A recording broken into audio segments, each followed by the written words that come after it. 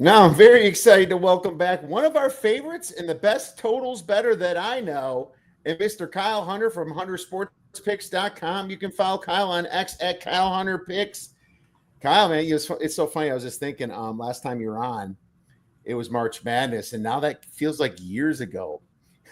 Right now, it's like you start thinking of the Final Four. You're like, who was it? Wait a second. We're right around the corner, my man. How are you?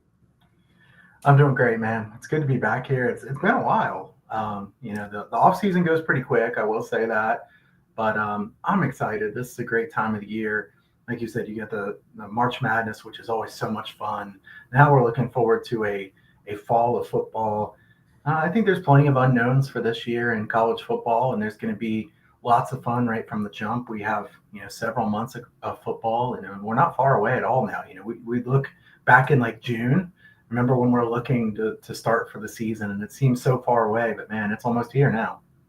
It is almost here, and I'm super pumped. And now the time's starting to go a little slower, but hey, having great guests on you like you makes it much better. And I'm very, very happy to talk some pigskin with you. But before we get into what our main topic is really what change of pace for some of these teams, new coaching, new offense coordinators. What are a few trends that we might want to pay attention to for week 0 or week 1, or just to know them? Maybe there's not a lot to the totals trends out there. Yeah, let's start with the sides first. I mean, there's nothing really that stands out to me here too much, Kiev, but I know people would want to know just in general. Underdogs are 51.5% ATS since 2006, so just a slight edge to them, nothing that you should just be blindly betting. Underdogs of 13.5 or less are 54%. So some of the big underdogs have actually done poorly. Kiev, you've seen these games at the beginning of the season. Some of them can get super ugly. Actually, taking the big underdogs has been a bad way to go, but the smaller underdogs have actually done well. And if you took them on the money line, you'd be doing pretty well with those small dogs. So that's something to keep in mind. The totals are more interesting, though. So if we go with game number 1 for both teams, so this wouldn't count if somebody played in game 0 and then is playing again in week 1 for the other team. You have overall the under is 52.1%. Totals of 59 or higher since 2006, 153 and 106 to the under. So big under trend here, 59% at a total of 59 or higher. Totals of 64 or higher. I'm not looking at the board right now, so I don't know how many of these would actually fit, but totals of 64 or higher, 64 and 37 to the under since 2006. Wow. You get the drift here if you're paying attention. The higher totals have had a hard time reaching that total. Going under with anything, once you get up in the upper 50s into the 60s, you've done really well with the under. You lower that number and get into the, totals of 50, 51, 52, it's pretty split. So it's just, the really high numbers seems like the offenses aren't quite in sync. I will say, Kiev, there are some higher totals that I kind of like the over in week 0 or week 1. And I would not bet blindly on something like this, but it's definitely something to keep in mind, as you look through that, it's been pretty consistently a good trend to bet the higher numbers under the total early in the season. Interesting. So 59 and up is kind of where you kind of dug into, and that makes sense. Some of these, some of them are blowouts, and like a team will just take the dogs off right when they're up 55 to nothing, and then all of a sudden they just run the clock out. They're not going to try to hurt somebody's feelings and stuff like that. That makes total sense to me. I like a few totals too to the over, but I don't think they were that high. So we'll get into that a little bit at the end. But thank you for those totals trends. Looks like under is the favorite. And you know what? Since the pace changed from the, obviously the clock doesn't stop anymore like it did before until 2 minutes left in the game. That also kind of forced some of these big numbers under. We were seeing totals in the 70s and 80s for a long time. And now we're not seeing those FIU type totals anyway. Sniper West, what's up? Thanks for checking in. Archie Manning, Heisman. Yeah, I'm not rushing to bet that number, but plus 650. But we can talk maybe quickly at the end about a little Heisman. That is that's all name, and that's it. That's all name. So I'm not saying they can't do it, but we'll talk about that at the end. Let's go talk some pace changes, Kyle, because that's what I'm excited about. And I got an article coming out of every coaching change and my thoughts on pace change. And I always take notes from Kyle too, so I'll add some of that as well. So Kyle, why don't you pick a team that's going to have a pace change? I think you have around 10 of them. Yeah, let's start with Georgia State. Hugh Jackson comes in. We know Hugh Jackson. 50th in tempo last year. I think they're going to be much slower this year. They have to run the football, slow things down. Also, some of these teams, Kiev, even though they were at a big talent disadvantage last year, they kept playing fast. You just lose by more. We've kind of talked about this even when it comes to college basketball. It can be really dangerous to just play as fast as you can if you're at such a big talent disadvantage all the way across the board. I think Georgia State's going to know that this year. Now, when they get down big, will they have to speed up? Of course. But if you think that there's going to be at least enough time in a game neutral state, I think Georgia State is going to play more toward an under, at least by the way that they play on offense. More running the football, much slower pace. All right. Well, there you have it. Already off the bat, Georgia State looking towards a slower pace. So that's a great find right there. It's a wonderful find, actually. So I like it. We'll go to Bowling Green. I'll start with Bowling Green and Scott Loeffler. He last year had this Bowling Green Falcons kind of like a turtle at 118th in pace, around that number, 29.4 seconds in between plays. Kyle, Eddie George comes in now. Did he do a good job? I don't know. It was Tennessee State. I think so. I like the hype he's bringing into this college, but I don't expect him to be any good on defense this year. But I expect him to definitely up the pace, being he's an offensive-minded guy. And I looked at some of the scores for Tennessee State, the numbers I could find. It looks like they had some pretty high scoring in the FCS. So I'm going to go with like a very slow to medium fast, Kyle. I think that makes sense. There's a little bit of an unknown factor to him based on, the level of competition they played against versus what they're going to be playing against here. But I tend to think that it's going to be a little bit difficult for Bowling Green right out of the gate. Probably a team that I'd rather fade as well in the early going. But, George is a good hire, certainly, and I think he'll do a good job long term. I think you're right there about the tempo change. All right. Sounds good. What do you have next for us? So Purdue. I can't say anything really positive about what's happening with Purdue other than I do think it's a good coaching hire. I think Henson going to go really, really slow. I think they're going to play like in a game neutral state among the slowest teams in the country. I expect a lot of running, stalling as long as they possibly can. They have to know that they need these games to stay lower scoring. This is just not a team that has the firepower to be playing with the teams that they're up against in the schedule. So I think Purdue will be snail's pace this season. A snail. It was funny. They were already pretty slow last year. They were. And so it's kind of like you're going from pretty slow to very slow. So there you have it. We'll see what Barry Odom has in mind. Because UNLV's tempo was just modest last year, right? They weren't that fast, and they had the skills to do that. And so you would assume that it could be medium slow or very slow this year. So I don't mind that one at all. Let's go to Charlotte. Biff Poggi. Now they were a tad bit slow, ranking about 83rd in pace. Kyle, Tim Alvin is the new coach here. Tim won the MAC title and jumped ship to Charlotte, but the team played at a super slow pace, 119th at 29.8 seconds in between plays. So I'm going Charlotte just from kind of a medium-ish to very slow.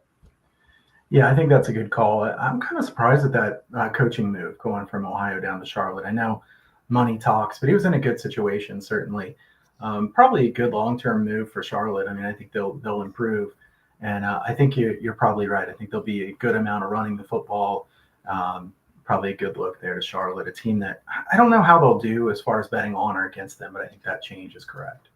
All right. Sounds good. What do you have next for us? Okay, Southern Miss. This is just like the old Marshall team. Like Marshall, they just changed uniforms. Now they're Southern Miss. I think a big upgrade. Blake Anderson's a good offensive mind. I really like Blake Anderson a lot as an offensive guy. Faster pace, a lot of RPOs. Braxton's a way better quarterback than what Southern Miss has had the past few seasons. I think it's just a massive upgrade. I think Southern Miss is offense will be much better, and they'll play a lot quicker too. Yep. I have it. I have him as a pace upgrade too. Huff was 46th in pace last year, and coming into the Southern Miss. And you want to talk about drastic coaching changes that look weird? This is the weirdest of them all. And we pounded this all year long.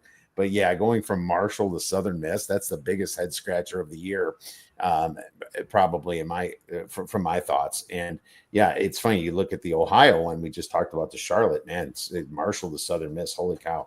Well, money talks and BS walks, like we always say. So there you have it. Florida Atlantic, my friend. Yeah, Tom Herman, he leaves, and the Owls had a modest pace of 65, and it's just a very incompetent 65th in pace, But Zach Kitley, as the OC at Texas Tech, man, they were blazing 6th in pace at 23.3 seconds in between plays, Kyle. I have this as a medium to a very fast change at FAU. Yeah, I think a big change here. I think they'll be very serious about playing faster. I'm still surprised it didn't work out for Tom Herman there. It's kind of confusing how poorly it went there at FAU, but I suspect that this will be a big change in tempo. Going to have some high-scoring games there. Yep, and thank you, Bobby, for waiting on us. Really appreciate when you always check in, dude. Thanks for sitting in and checking up on us. I appreciate it. And if you guys have any comments, feel free to comment. Obviously, Josh, one of our favorites coming in. This guy's on every show, I feel like, good old Josh, but that just shows his work ethic, man.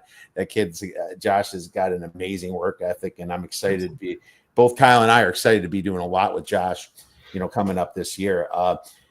So I think it's your turn. What do you have for another pace change?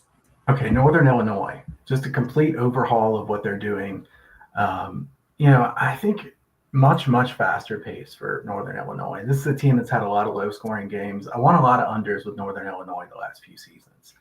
Sure. I'm not going to want to bet unders for Northern Illinois. I'm a bit confused, Kiev, why they want to change things the way they do based on the talent they have. They have a big question mark at quarterback. They want to go really fast and throw it around. I think that could possibly go pretty badly. They do have an easy schedule, so we'll see if that saves it. I think part of the changing is probably due to going to the Mountain West coming up. They're trying to change things up to get ready for future seasons rather than this season, but Northern Illinois is going to play a lot faster. They're going to throw it around. All right, well, there you have it. Northern Illinois is going to be much faster. I agree. So that's a great find here. FIU, I think, is going to be a little faster too. With Mike McIntyre, they were slower at 94th in total pace. You remember FIU used to be lightning speed, and they slowed it down. It didn't work for them. Not a whole lot works for a small school. You can try to spin it every different way you can, but unless you're getting some sort of talent, it doesn't matter. But Willie Simmons is going to come in, and he was the running game coordinator at Duke before taking this job, and he was also at FCS coach at Florida A&M. And so I do expect a faster pace, as Duke actually ranked pretty high in pace last year, 28th. So I think it's going to go from kind of like a medium slow to a medium fast, Kyle. Yeah, I think that's fair to assume. FIU is a team that I have as kind of a wait and see as whether I want to bet on or against them, because there's enough unknowns about them. But I agree with you; they'll play quicker. All right, I'm not sure what number you're on, maybe 4 or 5. Give me another team, my friend. Yeah, I think this is number 5. Coastal Carolina. They were 58th in tempo last year. This is a team that has an interesting style. When I'm reading everything about them, they want to slow it down a lot, but also use an air raid. That's pretty rare. You don't usually see air raid, throw it around a lot, but play really slow. Unique style. I'm not really sure what I want to do with them on totals, but it's something I want to keep track of, because in a lot of the stuff that I've read before the season, they've talked about wanting to control the pace and play slow, but they're also throwing it around. So how's that going to work? I'm not really sure, but one I'm curious about. With such a ridiculous statement from them, maybe we should call them the air fade offense this year. And, right. I don't like that. You're going to have like a passing offense and slow it down. Good luck, my friend. I'm not a big fan of that idea.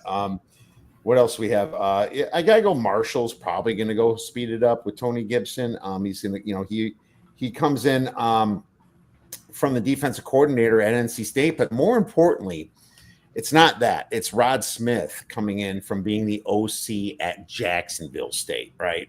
I think that's going to make Marshall go from kind of a medium to a fast pace. Jacksonville State had a very fast pace last year. And, maybe Gibson tries to slow it down a little bit. I don't know. But I think Marshall's going to speed it up because of the OC.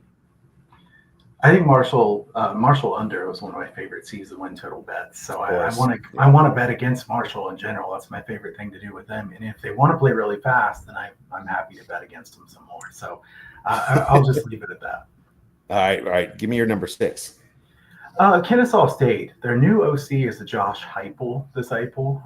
Interesting one to say there. Heupel disciple. Faster pace and a spread. 99th in tempo last year, Kiev. So I think they're going to be a lot faster, but they're still at a talent disadvantage. I'm curious to see how it works with spreading it out and having a lower talent level than a lot of the people they're playing against. But, if you've learned under Josh Heupel, I have to assume you're going to play pretty fast. Turn of the Jerry Mack. It's going to be interesting over there at Kennesaw State. This is definitely a wait and see for me, but I can buy what you're saying here. I know that he was OC at Rice 5 to 7 years ago, and the place was a little slow there, but I'm going to be watching Kennesaw State. It's not like we have a ton of data from their past teams anyway, but from the coaches is where you got to dig in a little bit.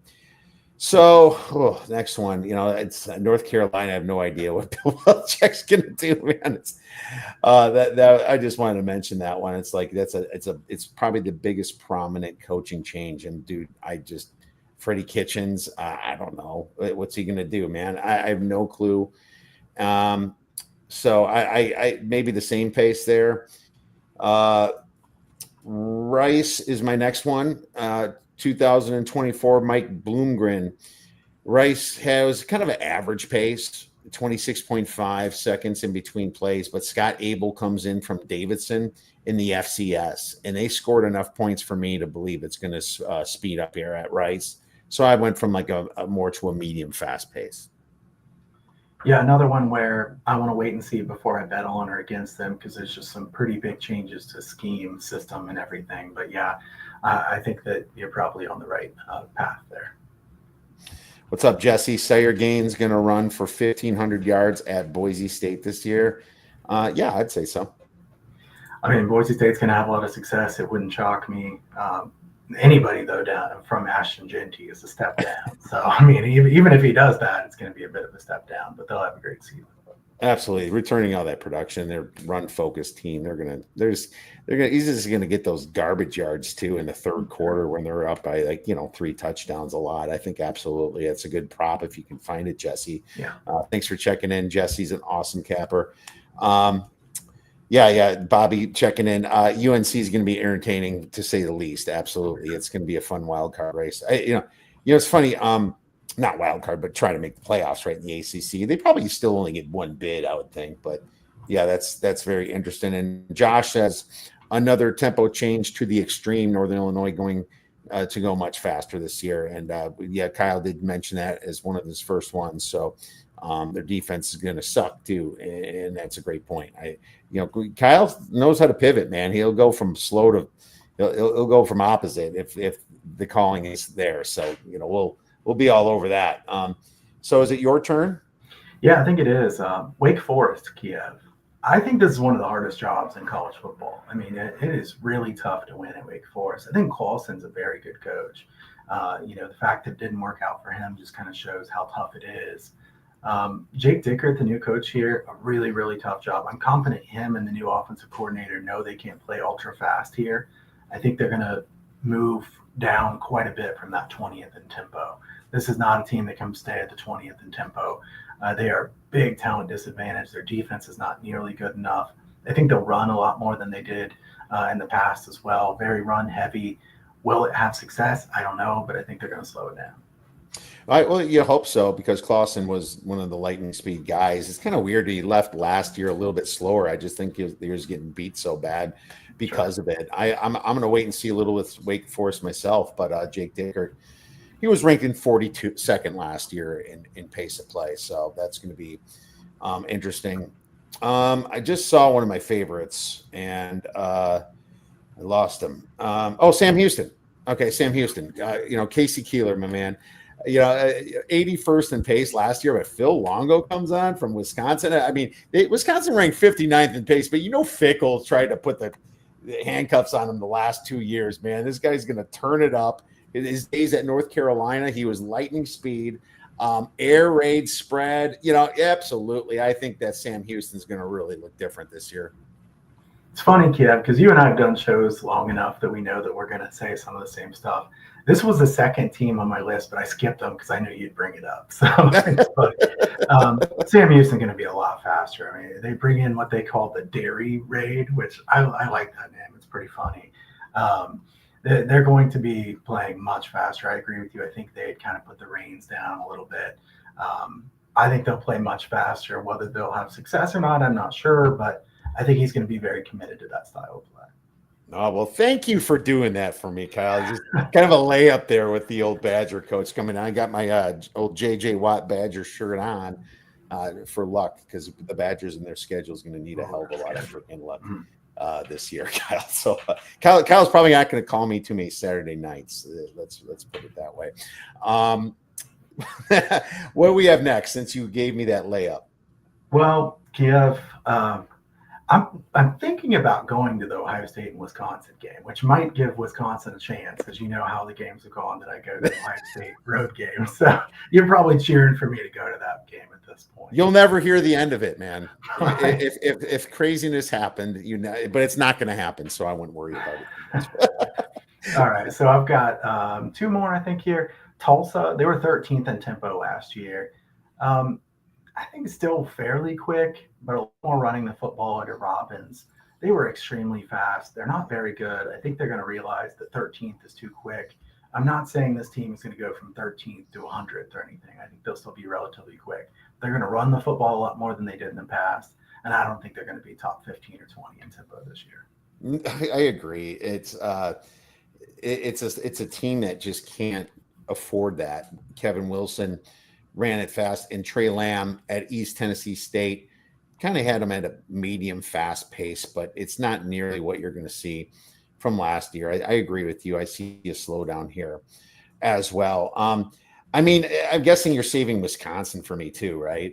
Is that your last? I hope that wasn't your last team, because I expect them to slow it down a little bit. With Wisconsin losing Phil Longo, I think that we've heard it loud and clear that that they're sick of this, right? They want to see a running game with Jeff Grimes, and he comes from Kansas, who's going to slow it down to a crawl. So I went from medium to very slow again for Wisconsin. Yeah, I left them off my list just because, if we wanted to, Kiev, we could do this for like 3 or 4 hours, but there's not enough time in the day for us to do all of these. But yeah, that is definitely one that will stand out. Arizona is my last one. Arizona brings in Daggy, to run the air raid, clearly faster tempo. They're 84th in pace last year. I think much faster this year. Will Fafita have that bounce back season? I think Arizona is one of the more unique teams in that they really shouldn't have been as bad as they were last year. I think they should be better this year. But if you look at the schedule and who they're playing against, it could be tough for them to get too many wins. I still think there might be some value on them ATS this year, just because people are so low on them. But I don't know, Kiev, do you have a quick thought on Arizona? Like, do you think that they, with Fafita, do you think they can bounce back, or what happened last year? I think Fafita's talented and nobody else is, and I can't stand their coach, Brett Brennan. I don't think he's any good. I guess a spot to circle is their first game against Hawaii, because Hawaii's coming back from that big Stanford, especially if they beat Stanford. They're probably going to give it their all against Stanford. Maybe that's the only time you can bet Arizona, but man, it is ugly there. And Fafita is just, what sucks is when Jed Fish left, it's like he created that team to look so good. And Fafita's pretty good, and he just got screwed and couldn't enter the draft even because of how bad it looked under Brett Brennan. If I was Fafita, I would have got the hell out of there. But here we are, and I don't know if this is his last year of eligibility. I just don't know what's going to happen there, and I agree with you there. A couple quick ones, and this article is going to come out in a few days, maybe even tomorrow. I want West Virginia with Rich Rod, right? I expect them to speed it up just like he did at Jacksonville State. I think the market should know that a little bit. You remember the old Rich Rod days at West Virginia. So that's something that you got to look into. Florida State with Gus Malzahn should speed it up a little bit with his RPO offense. I expect Florida State to kind of, and they have the coach also there that likes to run fast from his Memphis days, right? So I expect that a little bit. And Michigan, Kyle, I know you don't like to say that. I think you said the team up north. Don't worry, I have Ohio State #1 in my power ratings still, so I'm not selling out for Penn State. I have Ohio State #1, but just to mention Michigan, I expect them to go faster because Chip Lindsey from North Carolina comes in, and I expect a little bit more excitement there. Maybe Sharon does put the handcuffs on him a little bit, but man, this Michigan team was 132nd in pace last year, which was almost dead last. So I expect them to be a bit faster there, Kyle. I agree with you. It'll be interesting to see how Underwood does there. I think that's the big key to their season. Yep. And a step on a duck, Josh Temple. No one in the American will try to grind possessions and shrink them down more than them. Temple is one of mine that I had written down as well in this article. Temple is under Casey Keeler for sure. It's going to be interesting to watch them. They're not going to want to get blown out their first year. All right, so that brings us to maybe a little. Let's see. What should we do? Should we do week 0, week 1, or should we go to season win? Let's do season win totals first, then we'll go to week 0, week 1. Let's do those rapid fire. Yeah. All right, absolutely. So why don't you give me a season win total you like that could still be there? So I know you like this one as well, Kiev. Army under. I feel like this one's still available enough widely. Many of the ones that I like a lot, the juices move quite a bit. I don't like to bet against Army, but I think Army just lost so much. Daly was so key to this team. Army's schedule is set up pretty difficult. I think under 7.5 is a good play there for Army. All right. Well, there you have it. I agree. I bet that with you probably. I bet it on June 27th when I took plus money on their 7.5 win total under. I don't know if it's plus money anymore, but that was one I was all over. Washington, I like, just when I mentioned Jed Fish, I think they win 8 games. It's funny. They have their hardest games at home, Oregon, Ohio State. So it's kind of like, yeah, maybe they don't win them, but they could win one of them, and especially at the end against Oregon, And it's early enough when they play Ohio State where we're not so sure about the quarterback there, Seiler. I think that, they're going to surprise people and kind of bring Washington back to what they were. And I really like Damon Williams a ton. And if you want to get into Heisman, I'll mention him later, but we'll go with that one. How about another rapid fire for you? I'll look at one that's a conference wins only. So a couple places are putting these out. I love Marshall under. Marshall under conference wins under 3.5 is the cheaper way to play Marshall under 5.5. I don't want to take the minus 210 or whatever the odds are now on under 5.5, but I think Marshall under 3.5 in the conference is a really good bet. Terrible situation for Tony Gibson to walk into. This is about the toughest coaching job you could step into. I'll take Marshall under 3.5 there in the conference. That's funny. It's like we hear people now parlaying the Southern Miss over and the Marshall under. That's so funny. What did you do, Josh? Man, you corrupted us all. On I think Southern Miss over was one of the first bets I made talking with Josh. And there's a big correlation there. Marshall should be terrible this year. And there's still probably value in that number. I could not believe that Southern Miss 4.5. That was ridiculous in my opinion. So, I guess that's mine. Even at 5.5, I would like Southern Miss. So that'd be the one I'm giving for the same reasons that we just discussed. Marshall won it last year in the Sun Belt. How the hell are they not going to get 6 wins? I don't know. 18 guys he brings over, 18 studs. And plus, they're going to keep some of the best players that they had. So that's a no-brainer for me. Yeah, agreed. I didn't necessarily do this on purpose, but going to do another Sun Belt here with James Madison over in conference wins. I like the over in general on James Madison. I think futures on them make sense. Chesney's a great coach. I think James Madison's the most talented team in that conference. So James Madison conference wins over 5.5. That's a widely available solid number without much juice at all. So I'll take James Madison over there. Absolutely. And, James Madison, it's their year. I think this is the year they need to win the Sun Belt. I think it's going to be fun. I hope they're playing Southern Miss in the final game. That'd be fun. Or are they in the same side? Because they're the one division I think that still does the two divisions, don't they? I don't Or remember. I'd have to look at yeah. that. Well, it's really like somebody. Yeah, I mean, we're still in off season, but yeah, I think that they're the only one that does it. I'll double check. Here's a final one from me. Northwestern over 3.5. I hate doing it as a Badger fan, but dude, Preston Stone's a good quarterback, man. I thought he was really good, and the only reason he lost his job to SMU is because they had something great going on there. But it's like, geez, Preston Stone's going to be a huge upgrade on this Wildcat team, and they got a bunch of good transfers in. I mean, I just don't see how they're going to lose 8 games, man, or not, or 9 games, because it's 3.5. I'll pull up their schedule here. And they don't play like the hardest of the hard in my opinion here for the Big Ten. They do have Oregon, and that's at home, but at Tulane, I'm not even sure that's a loss. Western Illinois is a win. We'll call Oregon a loss, of course. I'm going to call UCLA a win at home, so I got 2 wins. I'm going to call you Louisiana Monroe a win at home, and they're going to lose out. They'll lose to Penn State, but Purdue at home. They're going to lose to Purdue at home? I don't think so. At Nebraska, at USC, we'll call those losses, although Nebraska's suspect. You got Michigan at home, probably a loss, but then you got Minnesota at home, which could be a win. Yeah, I mean, you could be at 5 wins here, and then Illinois at the end, right? A lot of hype on Illinois this year, too, man. I'm not sure if I completely agree with it, but Northwestern over 3.5. Yeah, Kiev, I've been looking at this one. I didn't bet this one. I think it is a good play. I assume you probably got it at better juice than what it is now, but I think Northwestern over is probably still a good bet, and I might make it. I mean, because if you look at it, Western Illinois win, Monroe win, Purdue win. You just need them to win one other game, Exactly. one game from the rest of the schedule. Braun has been a really good coach. They've won games, with special teams, unique ways to win games.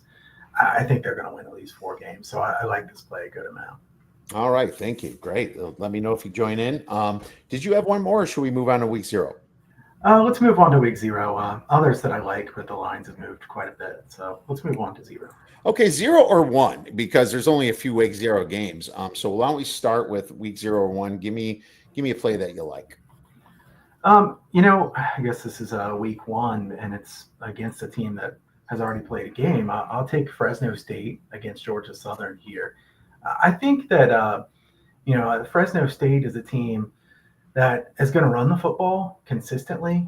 Fresno State, a really good secondary too. And if you have one strength, what do you want your strength to be against Georgia Southern? You want it to be the pass defense. That's what they're going to do.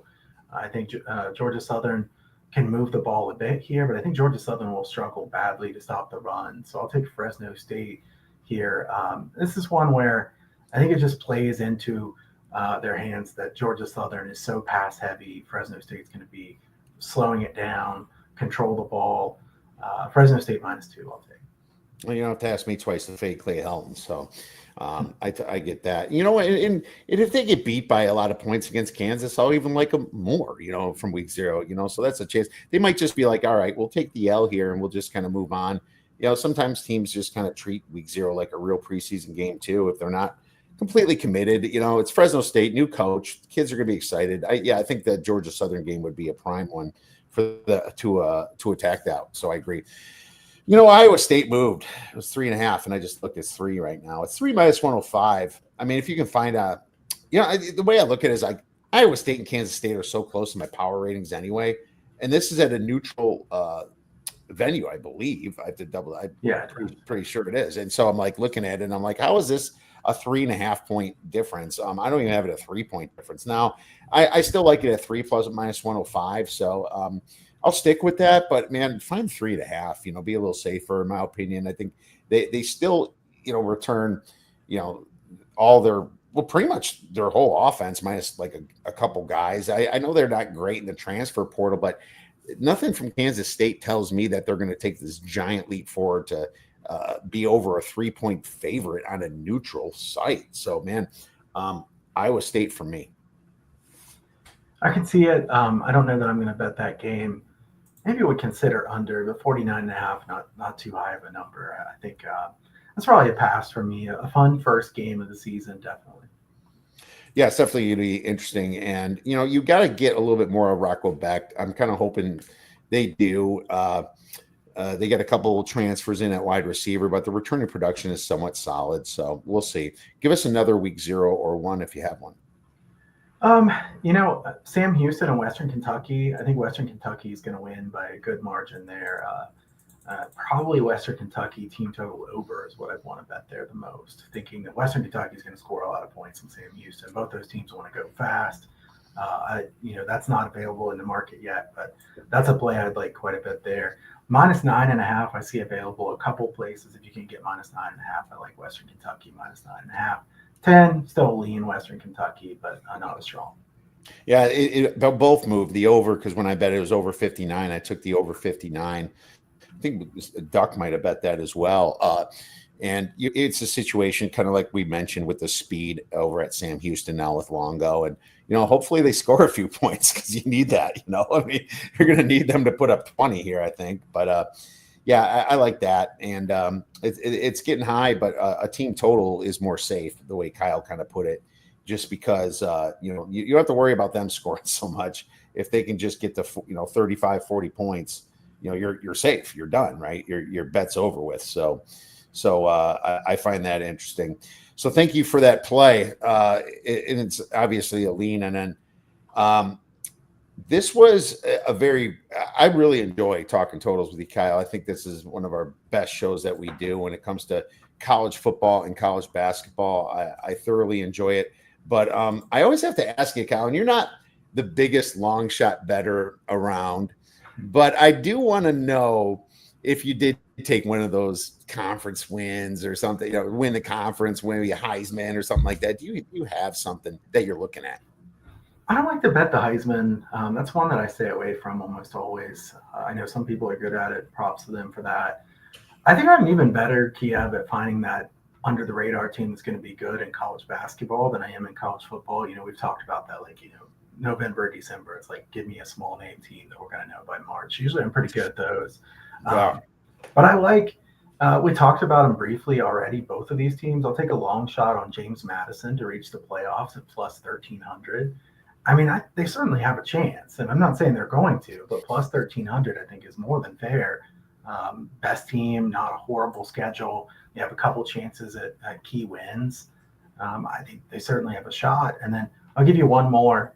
We talked about them already, Kiev. Southern Miss to win the Sun Belt. Southern Miss plus 2,200, plus 2,300, I think, is about the best you can find out there now. I know it used to be better than that, but Southern Miss has a shot. I mean, it wouldn't shock me. They're going to be a lot better than people think.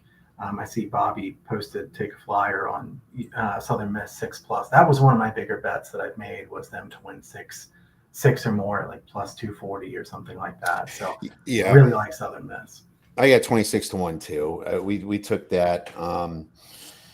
The second show I had with Josh, at first I was kind of looking at it, and then I did a deeper dive, and I was like, I got to take 26-1. It's not like it's going to happen, but if we can just get them in that final game, and if you do get them against James Madison, you have a lot of options, obviously, in that situation. So I have to take a look at if that can happen. So, yeah, and I do agree with Bobby too. I'd rather have Farmageddon not in Ireland. Maybe Farmageddon should be on a farm. Hell, cut a field in Iowa. Call it, the bit was that the baseball field of dreams, something like. We used to do Farmageddon in a field of dreams, dude. That'd be fun, man. That'd be awesome.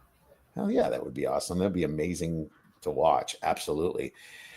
So that was one that I took at 26-1. I still definitely like it at 23-1. So there you have it. God, there is, it's funny. There is a way Southern Miss could make the playoffs, and it is 200-1. I mean, if they win the Sun Belt and go undefeated, and Boise has that hiccup against Notre Dame and one more hiccup, they're going to have to find someone. And Southern Miss's schedule is going to be better than Liberty's. So I'm going to give you a beer bet banger, maybe the first one of the season, 200-1 on Southern Miss to make the playoffs. What the hell? Throw some pizza money on it. I mean, 200-1, that's pretty nice. You're not going to find too many 200-1s after last year, so I like it. Yeah, I mean, I could see it. That one's definitely a long shot, but that's what you're calling it, is the pizza money bet there. That's that. You don't want to count on that one, but you're looking for extremes. So I definitely the point of this is we're definitely high on Southern Miss. That's for sure. That is definitely the point. We're just pounding Southern Miss here, Bobby. Jeez. No, I like it. So real quick before we go, I'm going to ask you about NFL because, so you're such a totals guru. I want to know what your thoughts are on the touchback going to the 35-yard line instead of the 30. Yeah, I've thought about this one some, Kiev, and I've definitely spent more time prepping for college football so far than I have the NFL. But, largely because just the turnover there and the transfers and obviously everything that's going on. But I think, the question is how many what will the percent of the return rate be now compared to what it used to be? Because, they're just kicking it off and giving them a start at 30, but I don't think you can just blast it through the end zone and let them start at 35 every time. I feel like that's a bad move. So, if you were, it was 32.8% return rate before. I see some people saying they think it'll be 70 or 75% now that they're just going to, be returning it. They're going to kick it up higher and make them return it. That's what I would do. You have to account for some higher scoring. How much will the markets adjust? In the NFL, when you make changes like this, Kiev, this, the odds makers know very well about this. If somebody tells you, hey, I've got this inside thing, we're gonna bet overs. There's nothing going to be free about anything like this. Now, strategically, I guess the question is who's going to be able to, kick it up and put it at the 1 yard line consistently and try to get somebody starting back farther. I don't know. What do you think it'll be as far as what the return rate will be versus what it used to be? It's going to be more for sure, but but they're averaging the 29-yard line, and these teams were getting really good at stopping the return. It's not running from the 35-yard line of yours in your field because it's just it's more erratic there. It's not like you have a good plan to make a tackle and you can overrun it pretty quickly that way. And I think even though the average return was going in around the 29 to the 31, I can't remember exactly. It adds more variance to the fact because I think just because of the numbers, you will get more returns. So it's going to shade to the over, I think, by a quarter point. And that's just a guess because I can't quantify it. I'm just guessing here. Quarter point is maybe what I would think shades the over, but I don't think it's going to be much either, Kyle. And, smart of the NFL to do that. Let's bring some action back to the kickoff, right? Yeah, absolutely. I'd love to see more action back with it. It got a little bit boring. So it's one of the unknowns, and I think you're probably right. A quarter point, half a point seems like too much. I think the people that just blindly bet overs could be a little bit disappointed if that's their only angle. 100%. And what's not disappointing is listening to you on all your shows, having you come on. And by the way, Kyle and I are going to do some fun stuff again this year. A little bit of spaces like we did last year. It's not like we're going to always make it on Friday, but we're going to do our best to try our best to get that going for you. And, heck, there might be a week, Josh will, be the leader of that because we might both be gone, but we want to do that. We had a good time with it. And it's always fun to, just get those lines right before kickoff. So I'm excited to do that. Kyle, why don't you tell everybody where they can get your great information, picks, and media? So you can check out huntersportspicks.com. That's all my plays over there. You can get the free picks newsletter. If you don't want to have to pay, you don't have to pay. Certainly no pressure from me. College football is definitely one of my better sports. 207 and 125 the last 4 seasons. 62.3%, I believe that is. I won't win at that rate consistently. Nobody can hit that rate every single time, but it's a strong sport for me, especially totals. I'm looking forward to the season, definitely putting in the work as I know you are as well, Kiev. So looking forward to talking a lot of college football with you here in the months to come. Oh, me too. You know it, my man, Kyle. Make sure you guys check out Kyle Hunter Picks, and we'll be here every single week for you. Kyle, thanks again. Best of luck this weekend.